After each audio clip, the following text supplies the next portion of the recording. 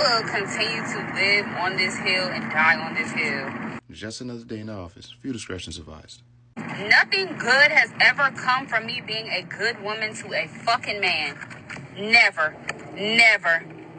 Ladies, dog these fucking niggas. Dog they ass. I don't care.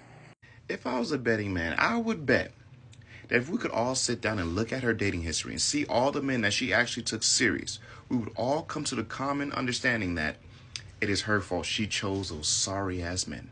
More often than not, women that get to this point when it comes to dating, there's always one underlying factor: the men that they choose. And they refuse to acknowledge that. They refuse to say, hey, you know what?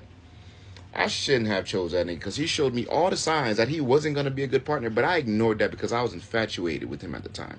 I enjoyed the sex. I enjoyed the way he looked, although he didn't really contribute to the relationship in a way that was healthy for us. And everything a nigga say is a lie. And if you got a nigga right now, he cheating, bitch. Dog him.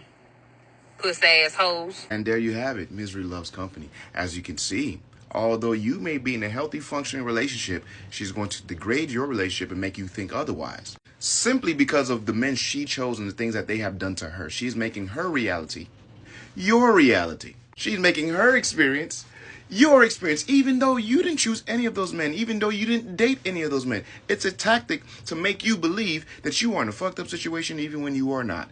And it's simply because misery loves company. Not to mention, this whole notion of dogging men out sounds cool until you're the one getting dogged. Then you're going to want everybody to be empathetic and understanding of your situation. Then you become a victim. There is no playing the game, and once you start losing, you no longer want to play. That's not how this shit is going to work. Ladies, whether y'all want to admit to it or not, y'all counterparts are the biggest reason why y'all single. Single women always keep other women single. That's just the reality of it. I don't know why that is, but that's y'all biggest op.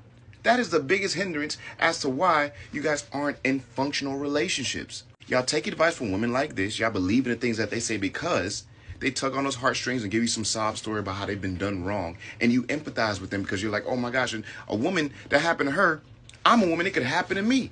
Instead of focusing on what's right in front of you and preparing yourself for situations like that and making better decisions at that, to not end up like this young woman here. I'm going to tell you like I've always told y'all, taking advice from a person that's heartbroken is the last thing you should ever do, especially if you are in a functioning relationship. Filter the information you receive, especially from people pushing messages like this, because trust me, when you fuck your own life up and your own dating situation is in shambles, they will not be there to help you. Y'all keep it change.